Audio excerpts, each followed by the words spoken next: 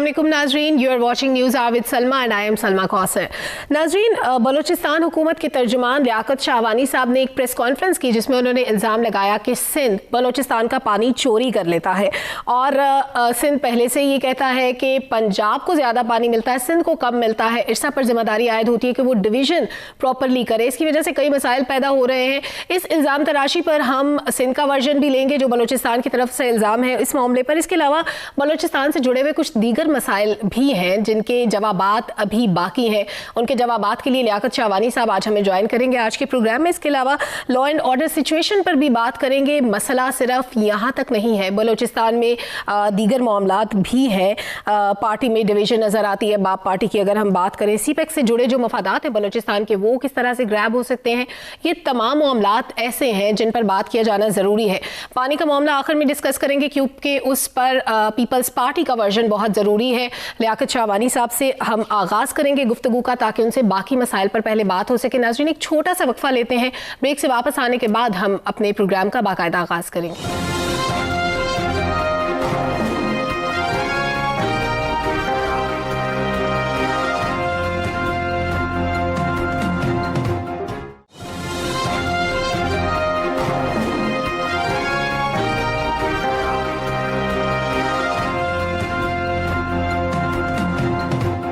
Welcome back नाज़रीन।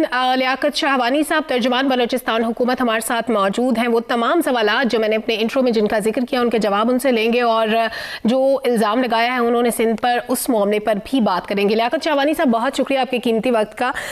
Law and order बेहतर करने के लिए क्या कर रहे हैं आप? इसी गुफ्तगू से हम प्रोग्राम का आगाज़ कर लेते हैं।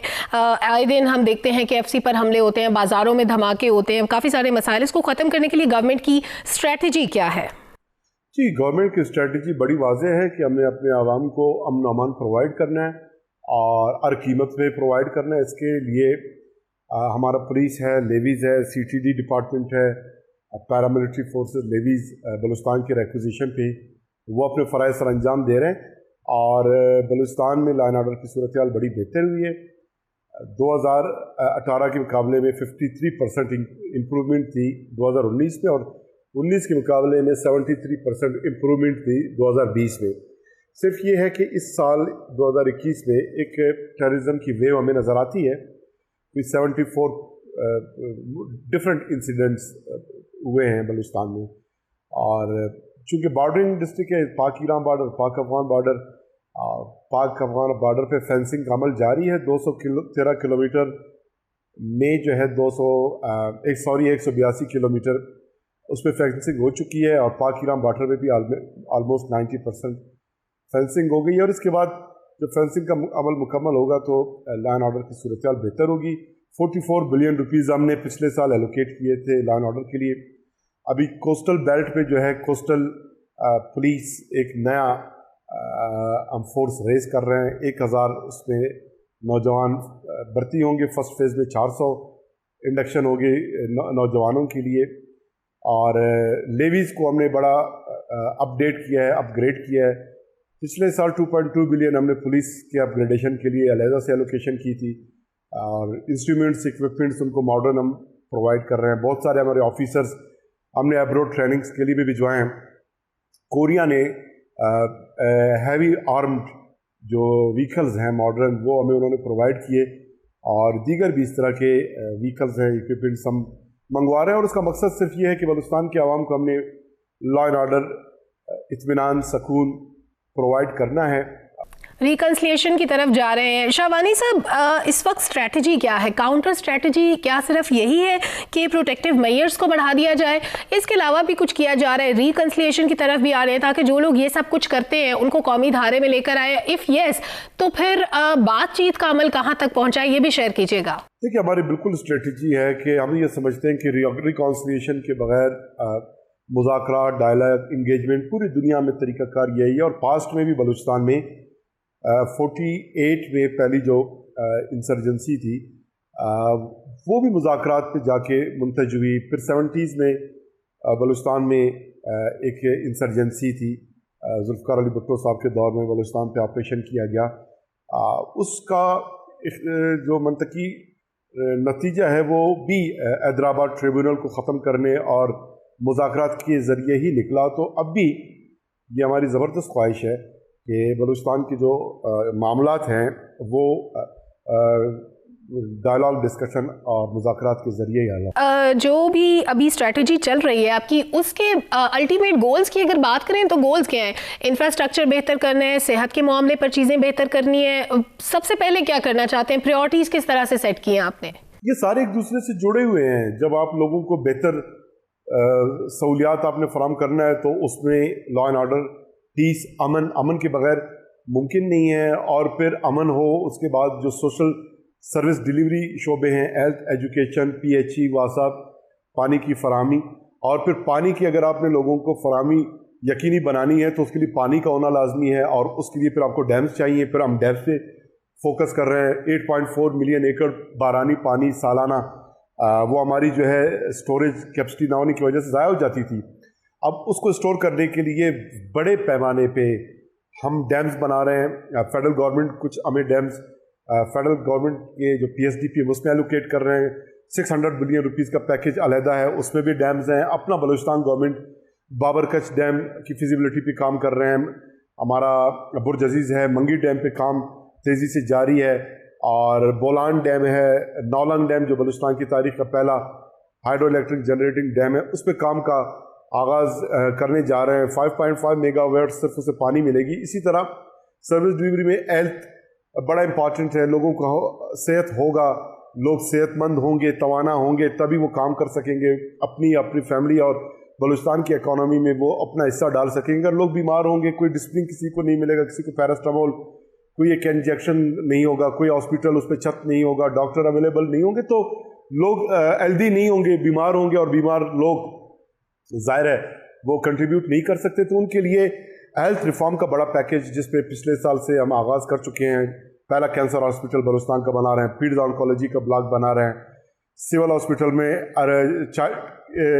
हेल्थ केयर स्पेशल यूनिट वो इस्टेब्लिश पिछले साल हमने किया। 120 बेडेड कार्डिक पेशेंट्स के लिए BMC में वार्ड इस्टेब्लिश हुआ, और इसके अलावा एक एक्सक्लूसिव कार्डिक पेशेंट के लिए कार्डिक हॉस्पिटल बनने जा रहा है। 70% काम उसमें मुकम्मल हुआ। कोयटा में 50 बेड नया हॉस्पिटल हमने कायम किया, चमन में कायम किया, गवादर में, और 8 DHQs को टीचिंग हॉस्पिटल में अपग्रेड किया गया। 108 नए BHQs बनाए गए। 761 अभी हमारी BHQs की तादाद हो गई। 10 दूर दराज के इस्लाके के BHQs में टेली हेल्थ, टेली मेडिसिन की फैसिलिटी एस्टेब्लिश कर दी गई है, और 13 मेडिकल एमरजेंसी रिस्पांस सेंटर जो मेन कोयटा, कराची और कोयटा जेब शारा है उस पर इस्टेब्लिश किए कि एक्सीडेंट हादसात की शक्ल में फौरी तौर पे जो इंजर्ड्स हैं उनको फैसिलिटी प्रोवाइड किए जाएँ, और 12 मज़ीद इस साल उस पर काम का आगाज़ होने जा रहा है। और इस तरह RHCs उसको अपग्रेड किया गया है। 1200 कॉन्ट्रैक्ट और रेगुलर मुख्तलिफ कैटेगरी के हेल्थ डिपार्टमेंट में पोस्ट पे, जिसमें असिस्टेंट प्रोफेसर हैं, रजिस्ट्रार हैं, पैरामेडिक्स, डॉक्टर, वो अपॉइंटमेंट हमने किए हैं। ये तो बहुत कुछ है। ये तो अब तक मैं अब तक सिर्फ डैम्स और हेल्थ तक ही नहीं पहुंचा हूँ। फिर एजुकेशन में इस तरह वुमेन डेवलपमेंट का सेक्टर है, मिनॉरिटी डेवलपमेंट का सेक्टर है, हमारा सोशल वेलफेयर है। 2000 लोगों को बलूचिस्तान अवामी इंडामेंट फंड के तहत एक आम गरीब आदमी को 1 लाख से 1 करोड़ तक बलूचिस्तान गवर्नमेंट जो है अक्यूट डिजीज़ में हम फाइनेंस कर रहे हैं। 2000 तो उनकी तादाद हो गई है, उसको आगे बढ़ा रहे हैं। जर्नलिस्ट वेलफेयर फंड है, जो हमारे जो आर्टिस्ट हैं, 190 आर्टिस्ट को मंथली 30-30 हज़ार रुपया अलहदा से हम फराम कर रहे हैं। कोविड में 5 करोड़ रुपये उनको हमने दिए। तो इस तरह इस मौज़ूआत पे आप बात करेंगे, हमारे 41-42 डिपार्टमेंट्स हैं, उन तमाम में इस तरह के काम का आगाज़। अब इस दफ़ा हम अपना घर स्कीम लॉन्च कर रहे हैं। लोअर मिडिल क्लास लोग जो जिनके लिए एक तसव्वुर है, एक ख्वाब है अपना घर, उनको JV गवर्नमेंट जो है जॉइंट वेंचर के तहत स्कीम का आगाज़ कर रहे हैं। रोशन बलूचिस्तान स्कीम है, जिसमें सोलर एनर्जी के ज़रिए लोगों को हम स्ट्रीट लाइट्स हैं, ट्यूबवेल हैं, विंटर एरियाज़ में जो है उनको हम गीज़र्स हम प्रोवाइड कर रहे हैं। शाबानी साहब, आपने बहुत सारी डेवलपमेंट्स का तो जिक्र कर दिया और बीच में आपने पानी के मामले का भी जिक्र किया। पानी के मामले पर आपने एक प्रेस कॉन्फ्रेंस की थी जिस पर आपने सिंध को मुरदे इल्ज़ाम ठहराया है। पानी चोरी का बहुत बड़ा इल्ज़ाम है, इस पर आपने क्या कहा था वो जरा नाज़रीन को सुनवा देते हैं, उसके बाद मैं अपने क्वेश्चन की तरफ आती हूँ। जो हम गेज करते हैं पानी, जो सिंध से पानी आ रहा होता है, उसमें ऑलमोस्ट 1000 क्यूसिक पानी जो है हमें सिंध सिर्फ जो है यहाँ से कम दे रहा है। जो सक्कर बैराज से पानी आती है उसमें तकरीबन हमें 600 से 700 क्यूसिक पानी हर साल हर सीजन में सिंध से कम मिल रही है और उससे हमें बड़ा नुकसान हो रहा है। इलीगल सिंध के एरिया में पंपिंग स्टेशंस लगे हुए हैं और उनकी जो रेगुलेटर्स हैं, हमारे रेगुलेटर से ज्यादा डीप उन्होंने उसकी लेवल को इसलिए रखा है ताकि सिल्ट ज्यादा हमारे तरफ आए और पानी उनकी तरफ जाए। लियाकत शाबानी साहब, आपने प्रेस कॉन्फ्रेंस की, सिंध पर इल्ज़ाम लगाया पानी का। आपको क्यों लगता है कि सिंध की तरफ से पानी चोरी कर लिया जाता है? ज़रा मैं चाहूंगी आप थोड़ा सा एलैबोरेट करते हैं। देखिए, सिंध को तो इस वक्त पानी का जो उनके कंप्लेंट्स हैं इरसाद से, वो दरियाओं में पानी की कमी की वजह से है, जिसमें सिंध को वो कह रहे हैं कि कम पानी मिल रहा है। पंजाब के भी इसमें इश्यूज आए। KPK को जो है गुज़िश्ता 10 दिनों में जो कल इरसा की मीटिंग में जो डिटेल सामने आया, KPK का 0% कमी है, उनका पानी उनको पूरा मिला है। अब हुआ ये गुज़िश्ता 10 दिनों में सिंध को 20% कम पानी मिला है, पंजाब को 20%, बलूचिस्तान को 55% कम पानी मिला है। ये कल इरसा की मीटिंग में जो डिटेल सामने है, डेटा मैं वो बता रहा हूँ। 23,500 क्यूसिक ज्यादा पानी जो है कल से दरियाओं में आ गया है, जिसके तहत 6,000 क्यूसिक पानी सिंध को जो है कल से इजाफी मिलना शुरू हो गया। उनका जो ओवरऑल 10 दिनों का जो नुकसान या कमी जो पानी का रहा है वो 30% रहा है, 13%। बलूचिस्तान का 55%। अब ये तो है स्पेशल सर्कमस्टांसेस में जब पानी कम है। जब पानी कम नहीं भी होता, नॉर्मल वाटर फ्लो में भी, नॉर्मल वाटर डिस्चार्ज में भी बलूचिस्तान को 34 से 38% सालाना पानी जो है कम मिलता है और ये कमी जो है सिंध की वजह से है। चूंकि हम टेल पे हैं, पंजाब से पानी आती है सिंध इंडस में, इंडस से हमें पानी मिलता है दो तरह से। एक गुड्डू बैराज जो बलूचिस्तान में आकर पटफीटर कैनाल को पानी प्रोवाइड करती है, और दूसरा जो है सक्कर बैराज जिससे कीरतर कैनाल में पानी आती है। अब गुड्डू बैराज से जो पानी आती है RD 0 से RD 109 तक, ये सिंध के एरिया में है। इसे कहते हैं पटफीटर डेजर्ट सिंध। यहाँ से हमारा पानी जो है मुख्तलिफ पंपिंग मशीन सिंध में वहाँ के जो लोग हैं लोकल वो लगाते हैं और गवर्नमेंट की उनको आशीर्वाद हासिल है। हमारा पानी बलूचिस्तान का वहाँ से वो काट के अपने सिंध की ज़मीनों को सैराब करते हैं। और दूसरा ये करते हैं कि जो रेगुलेटर्स हमारे लगे हुए हैं, अपने रेगुलेटर्स वो उससे डेप्थ पे वो लगाते हैं, जिससे जो सिल्ट है वो ज्यादा हमारी तरफ आ जाता है और पानी जो है कम आती है। तो ये जो पीक है हमारा 15 जून ऑनवर्ड 7,600 क्यूसेक पानी, ये इरसा के एग्रीमेंट के तहत हमारा ड्यू शेयर बनता है। लेकिन सिंध क्या करती है कि इस पीक सीजन में हमारा 800 से 1000 क्यूसेक पानी वो हमें कम प्रोवाइड करता है मुख्तलिफ टैक्टिक के जरिए। जैसे मैंने जिक्र किया कि डीप में रेगुलेटर्स वो अपने लगाते हैं और पंपिंग के जरिए और वाटर कोर्सेज के जरिए ये पानी हमसे ले जाते हैं। RD ये वो यहां से भी, और दूसरा जो सक्कर से पानी आता है हमारे उस्ता मोहम्मद कीरतर कैनाल, उसमें भी 2400 क्यूसेक हमें पीक पे पानी दरकार होती है। इरसा ने ये कोटा में अलॉट किया है, हमारा ड्यू राइट है, हमारा शेयर है। हमारे शेयर का 500 से 600 मजीद जो क्यूसिक पानी है वो यहां से ये गायब करते हैं। अब एक RD 125 पे तकरीबन 1000 क्यूसिक पानी की थेफ्ट होती है हमारी, और RD 116 116 पे तकरीबन 400 से 600 क्यूसिक एनुअल ये पानी जो है ना सिंध गवर्नमेंट हमारी चोरी करती है, हमें नहीं प्रोवाइड करता।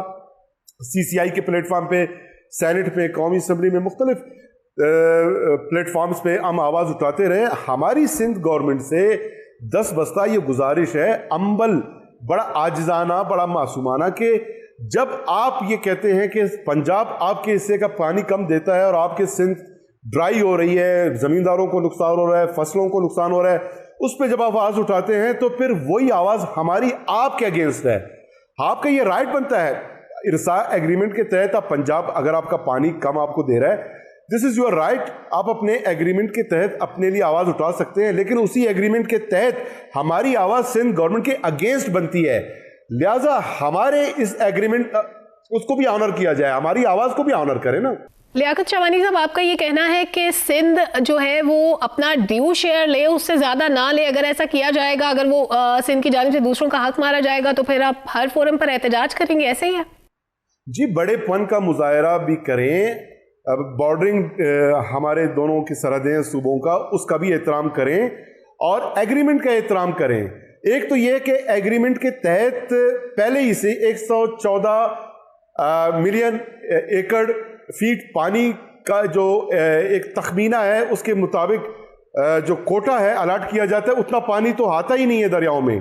पानी इस वक्त 97 मिलियन एकड़ फीट अवेलेबल है और कोटा जो डिस्ट्रीब्यूट हो रहा है वो 114 पे हो रहा है, उतना पानी ही नहीं है। एक तो वहां पर हमारा नुकसान, और जो रिजर्वायर बनने का मुआहदा था उस वक्त 1991 में, वो हमारी जिम्मेदारी नहीं थी, वो उस वक्त फेडरल गवर्नमेंट और पंजाब की थी। उन्होंने अगर रिजर्वायर नहीं बनाया, पानी उस हद तक स्टोर नहीं हो रहा है 114 मिलियन एकड़ फीट, उसमें हमारा गुनाह नहीं है। दूसरा यह है कि सिंध के इस रवैये की वजह से इस वक्त 15 जून के बाद अगर हमारा मुतल्लिका पानी हमें नहीं मिला, सिर्फ पटफीडर पे, सिर्फ पटफीडर की मैं बात कर रहा हूं, पटफीडर कैनाल का जो पानी है पूरा अगर हमें सिंध ने नहीं दिया, सिर्फ उस एरिया में 73,200 एकड़ अराजी बलूचिस्तान का गैर आबाद रहेगा और उससे हमारे ज़मींदारों को, किसानों को, मईशत को, फसलों को बेतहाशा नुकसान होगा। और इसी तरह कीतर कनाल पे जो पानी है वहाँ पे भी आलमोस्ट कोई 25 से 30 हज़ार एकड़ अराजी जो है वो गैर आबाद रहेगी। तो ये हम गुजारिश करते हैं सिंध गवर्नमेंट से कि वो हमारी ये गुजारिशात सुन लें, वरना हम हर एक फोरम पे इसके उनके इस रवैये के खिलाफ, ये वाटर पानी चोरी का जो रवैया है उनका, जो ओवर द ईयर्स हमारे साथ है, हम इसके खिलाफ सख्त एहतजाज करेंगे और हर एक प्लेटफॉर्म पे हम इरसा के पास भी जाएंगे, हम CCI में भी आवाज उठाएंगे, हम सेनेट में भी उठाएंगे, हम कौमी असम्बली में भी उठाएंगे। नाज़रीन, यहाँ पर एक ब्रेक लेते हैं, ब्रेक से वापस आने के बाद गुफ्तगू का सिलसिला आगे बढ़ाएंगे।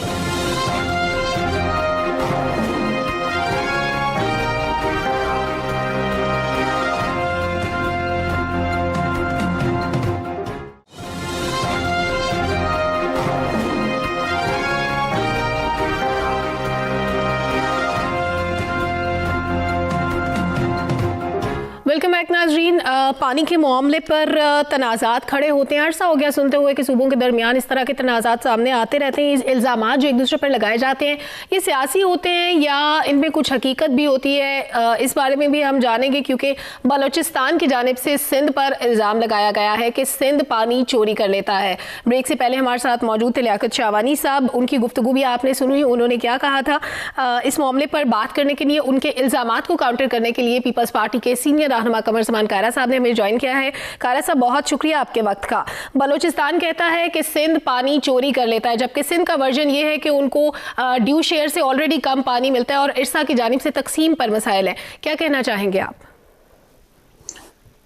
देखिए, ये जो पानी का इशू है, ये क्योंकि लाइफलाइन होती है, ये सारी दुनिया के अंदर एक बड़ा इशू है और खास तौर पे ये जो नहरी और दरियाओं का पानी है, इसकी तकसीम का इशू अगर किसी एक मुल्क के अंदर दरिया बहता हो तो उसके अंदर मुख्तलिफ इलाकों के अंदर जो पानी इस्तेमाल होता है उसकी तकसीम का इशू रहता है। और अगर मुल्कों के दरमियान कई दरिया ऐसे हैं जो कई मुल्कों में से गुजरते हैं, तो वहां उन मुल्कों के दरमियान इस पे तसादम और इस पे इख्तलाफ रहता है। इसकी वजह बेसिकली ये भी होती है कि अपर रेपेरियल्स, यानी जो दरियाओं के धानों के जरा नजदीक होते हैं जहां से पानी डाउन स्ट्रीम जाता है, अपर रेपेरियल्स जो होते हैं वो पानी का बेहतर इस्तेमाल कर सकते हैं, उनके पास पहला राइट टू यूज हो जाता है। सही। तो अगर पानी हिस्टोरिकली कोई एक सोर्स इतना तो नहीं होता कि उससे मखसूस एक खास क्यूसिक पानी निकल रहा है, कभी पानी कम हो जाता है, कभी जायद हो जाता है, बरसातें और फ्लड आ जाते हैं, ज्यादा हो जाता है। ऐसी सूरत में जब जायद पानी हो तो वो समुद्र में चला जाता है, लेकिन कम हो तो सबको कम शेयर मिलता है। True. लेकिन अपर रेपेरियंस के जो पानी के बहाव के ऊपर बैठे होते हैं, उनके अक्सर पानी के इस्तेमाल में जब मुश्किल आती है तो वो पहला अपना इस्तेमाल कर लेते हैं। यही मामला पाकिस्तान के अंदर हुआ है और पाकिस्तान और हिंदुस्तान के साथ आपस में जो तसादुम था, जो तजाद था, उसको एक इंडस बेसिन ट्रीटी के जरिए रिजॉल्व किया गया। और जो पाकिस्तान के अंदर सूबों की तकसीम है, इसके पानी को तकसीम करने के लिए हमने जो इरसा का एक इदारा बनाया और उसमें हमने वाटर ट्रीटी किया हुआ है सूबों ने। उसमें तय है कि किस सूबे को कितना पानी मिलेगा, कितने परसेंट मिलेगा। अगर पानी 1 लाख क्यूसिक आता है तो सिंध का कितना है, पंजाब का कितना है। तो पंजाब क्योंकि अपर रेपेरियन है और पंजाब के पास से डैम्स हैं, डैम से डिस्चार्ज पंजाब को ज्यादा मिल सकता है, आसानी से मिल सकता है। और जब कभी पानी नेचुरली कम हो तब भी। और अनफॉर्चुनेटली बदकिस्मती ये रही है कि ये इल्जाम ही नहीं है, इस इल्जाम में सच्चाई भी है। कुछ नहरें हमारी वो थी जो बनाई गई बुनियादी तौर पे फ्लड कैनाल्स के तौर पे, कि जब कभी फ्लड आ गया तो एक दरिया से पानी दूसरे दरिया को शिफ्ट करने के लिए वो नहरें बनाई गई। वो रेगुलर इरिगेशन कैनाल्स नहीं थी, उनको रेगुलर इरिगेशन कैनाल बना दिया गया और उससे पानी की तकसीम का फार्मूला डिस्टर्ब हुआ। फिर इस पे टेलीमेट्री सिस्टम भी लगा, कई काम हुए, लेकिन ये मसला हल नहीं हुआ। हमारे 2 सूबों का मसला सीरियस है। सिंध और पंजाब दोनों पानी का ज्यादा इस्तेमाल करते हैं। इसमें आजाद कश्मीर, जिससे ज्यादातर पानी आता है, आजाद कश्मीर अपना शेयर ज्यादा लेना चाहता है पीने के पानी का, और वो उसको उस तरह प्रॉपर नहीं मिल रहा। और केपीके का बलूचिस्तान का मसला यह है कि ये अपना शेयर जितना बनता है उतना यूटिलाइज नहीं कर सकते बाज़ औक़ात। ये बात दुरुस्त है कि बलूचिस्तान का बहुत सारा इलाका ऐसा पड़ा है जो आबाद होने वाला है, और अगर उनके यहाँ कैनाल जिनको प्लानिंग में है, हमने भी अपने दौर में प्लान की थी, उसके बाद भी प्लान हुई, अगर उनकी वो नहरें निकल आए तो कई लाख एकड़ रकबा सैराब हो सकता है बलूचिस्तान के अपने ड्यू शेयर से। लेकिन बलूचिस्तान की हुकूमत इस वक्त क्यों इल्जाम लगा रही है? इस वक्त इल्जाम लगाने का या टीवी पे आने की जरूरत नहीं थी। पहले उनको चाहिए था कि वो सिंध से, क्योंकि सिंध से पानी जाता है बलूचिस्तान को, तो वो सिंध गवर्नमेंट के साथ अपनी बातचीत करते, मज़ाकरात करते, और अगर बात ना सुनी जाती तो फिर वो रास्ता इख्तियार करते जो सिंध गवर्नमेंट ने किया कि पहले उन्होंने खत लिखे, उन्होंने काउंसिल ऑफ कॉमन इंटरेस्ट की मीटिंग बुलाने की कोशिश की, उन्होंने सीसीआई के अंदर बातें उठाने की कोशिश की, लेकिन जब वो नहीं हुआ तो फिर उन्होंने मीडिया के अंदर एहतजाज किया। उनके पार्लियामान में, उनकी असेंबली के अंदर बहस हुई, तो ये जो इस वक्त बलूचिस्तान गवर्नमेंट ने शुरू किया है, ये रियलिटी में नहीं है, बल्कि ये जवाबा गजल है। सर, मैंने आपकी गुफ्तगू बड़े गौर से सुनी कायरा साहब, और आपकी बात मैंने अच्छे से समझने की भी कोशिश की। इस वक्त सूरत हाल ये है कि आपने बताया कि वो हर फोरम पर गए, जब उनको लगा कि हमारी कोई नहीं सुन रहा तो वो मीडिया पर आ गए। लेकिन एक आम प्रैक्टिस क्या होती है कि जब हमें किसी से शिकायत होती है तो हम उससे डायरेक्टली बात करते हैं। तो उसूलन आपका भी यही ख्याल है? आई थिंक आप यही कहना चाह रहे हैं कि अगर उनको शिकायत थी तो डायरेक्टली सिंध से बात करते, क्योंकि इसका सोल्यूशन सिंध हुकूमत ने देना था। अगर सिंध गवर्नमेंट उनकी बात ना सुनती तो फिर वो मीडिया में भी आते हैं, वो फेडरल गवर्नमेंट से भी बात करते हैं, वो इरसा से भी बात करने का हक रखते हैं, वो काउंसिल ऑफ कॉमन इंटरेस्ट में भी जा सकते हैं, उनका हक है। लेकिन इस वक्त जो वो कर रहे हैं और जिस तरीके से कर रहे हैं, क्योंकि सिंध गवर्नमेंट ने फेडरल गवर्नमेंट के खिलाफ इरसा के जो तकसीम का फार्मूला है और पानी के कम डिस्चार्ज के ऊपर एहतजाज किया हुआ है, और उनके पास बाकायदा रीजनिंग है, वो उनके वजीर आके मिले हैं, वजीर आजम साहब से टाइम लिया है, काउंसिल ऑफ कॉमन इंटरेस्ट में ये मामला उठा है। लेकिन क्योंकि उस पर फेडरल गवर्नमेंट को एम्बेरसमेंट हुई, लिहाजा पीटीआई ने ये फैसला किया कि वो बलूचिस्तान को भी कहे कि जनाब सिंध हम पे तो एतराज कर रहा है, लेकिन सिंध हमारा हिस्सा खा रहा है। तो ये गजल के जवाब में गजल है और इससे ज्यादा कुछ नहीं। अच्छा, यानी ये शिकवा जवाब शिकवा है। कायरा साहब, अगर विफाक मीडिएशन करना चाहे तो क्या आपको लगता है कि ये मामला हल हो सकता है? ये मामला बिल्कुल जी, उससे पहले बिल्कुल वफाक का ये काम होता है, उसके लिए हमारे पास forum council of common interest है। लेकिन वफाकी हुकूमत नहीं है, वफाकी हुकूमत का एक और फोरम है, वो एक और फोरम है। लेकिन इससे पहले एक प्रोविंशियल गवर्नमेंट है, तो वो chief minister to chief minister बात हो सकती है, वो मिनिस्टर टू मिनिस्टर बात हो सकती है, और उनको सिंध गवर्नमेंट से मामला एजिटेट करना चाहिए, चीफ मिनिस्टर साहब को मिल लेना चाहिए, और अगर मामला हल ना हो तो यकीनन बाकी फोरम्स मौजूद है, उन पर बात हो सकती है। यानी आपके ख्याल में बातचीत से ये मामला हल हो जाना चाहिए, लेकिन सर लियाकत शाहवानी साहब ने तो ये भी धमकी दी है कि अगर ये मामला हल नहीं होता, और वो इनडायरेक्टली ये कह रहे हैं मीडिया पर या इधर उधर ये कह रहे हैं, ऑफ कोर्स उन्होंने सिंध गवर्नमेंट को नहीं कहा कि अगर ये मामला हल नहीं होता तो फिर हम हर फोरम पर एहतजाज करेंगे। इस एहतजाज से क्या मामला बिगड़ नहीं जाएंगे? मैं गुजारिश कर चुका हूँ कि अगर तो मामला हल करना हो, सीरियस इशू हो, तो उसके लिए सिंध गवर्नमेंट से आगाज में गुफ्तगू होनी चाहिए। अगर वो दुरुस्त है तो क्या उन्होंने सिंध गवर्नमेंट से कोई बातचीत की? क्या chief minister to chief minister forum था, उस पर बात की? क्या उनको जवाब तसल्ली बख्श मिला या नहीं मिला? मेरे इल्म में तो है नहीं। लेकिन मैं ये कह रहा हूं कि इस मामले को डायरेक्टली मीडिया में एजिटेट करने से पॉलिटिकल पॉइंट स्कोरिंग तो हो सकती है, हकायक बयान नहीं हो सकते। हाँ, उनको आज भी चाहिए, और मैं उनको तसल्ली करा के कह रहा हूं कि अगर सिंध को पानी प्रॉपर मिल रहा है और सिंध के बैराजों से बलूचिस्तान को पानी जाना है और वहां पीछे से पानी कम आ रहा है तो एक और सूरत है। लेकिन अगर सिंध की वजह से पानी कम मिल रहा है तो मैं उनको यकीन दिलाना चाहता हूं कि आप अप्रोप्रिएट फोरम पे बात उठाइए। इस वक्त जो प्रॉब्लम है सिंध गवर्नमेंट का और बलूचिस्तान गवर्नमेंट का, वो ये है कि सिंध गवर्नमेंट जेन्युइनली पानी के ऊपर with facts and figures appropriate forums पे बातें करने के बाद फिर वो अपनी असेंबली में गए, फिर अपनी असेंबली के बाद वो रेजोल्यूशन हुए, फिर कौमी असेंबली में, फिर सेनेट में उनका इशू आया। तो ये तरीकाकार है, वही तरीकाकार बलूचिस्तान गवर्नमेंट को अडॉप्ट करना चाहिए, लेकिन पहले उनको सिंध गवर्नमेंट से बात करनी चाहिए। ये शिकवा जवाब शिकवा नहीं चलेगा। अच्छा कायरा साहब, ये जो मामला जिस तरह इल्जामात बलूचिस्तान ने लगाए उनको तहफ़्फ़ुज़ात थे, वज़ीर आला सिंध की अगर हम बात करें तो उन्होंने भी अपने जो ड्यू शेयर से कम पानी मिलने का शिकवा किया था। तो इस मामले पर क्या इरसा ने कोई बातचीत की? उन्होंने इस मामले को हल करने की कोशिश की है ताकि सिंध के जो तहफ़्फ़ुज़ात हैं एटलीस्ट वो दूर हों? बलूचिस्तान ने तो अभी ये सारी बातें करनी शुरू की हैं।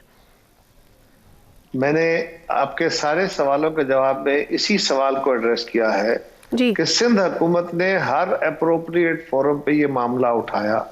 इरसा में उनके मेंबर ने उठाया, काउंसिल ऑफ कॉमन इंटरेस्ट में उठाया, फेडरल गवर्नमेंट के साथ उठाया, वजीर आजम साहब से वक्त दिया, उनके चीफ मिनिस्टर ने, उनके मिनिस्टर्स ने, वो मिले और उनके फिर असेंबली का फोरम इस्तेमाल हुआ, फिर कौमी असेंबली का फोरम आया, फिर सेनेट जो हाउस ऑफ फेडरेशन है वहां पे उनका डिबेट छिड़ी, तो उन्होंने सारे फोरम इस्तेमाल किए। यही काम बलूचिस्तान को अगर उनका मुकदमा दुरुस्त है तो करना चाहिए। लेकिन इस वक्त वो जो कर रहे हैं वो बज़ाहिर यूं लग रहा है कि वो सिर्फ सिंध गवर्नमेंट को जवाब देने के लिए फेडरल गवर्नमेंट के टूल पे तौर पे कर रहे हैं। जेन्युइन है तो बिल्कुल हम उनके साथ हैं और उनका एड्रेस होना चाहिए। लेकिन मैंने फिर अर्ज किया कि सिंध के चीफ मिनिस्टर ने अप्रोप्रिएट फोरम एड्रेस किए थे, इनको भी करने चाहिए। उसके अलावा और कोई रास्ता नहीं। बहुत शुक्रिया कायरा साहब, आपने अपना कीमती वक्त हमें दिया। नाज़रीन, इसके साथ ही प्रोग्राम का वक्त खत्म हुआ। इजाजत दीजिए, अल्लाह हाफ़िज़।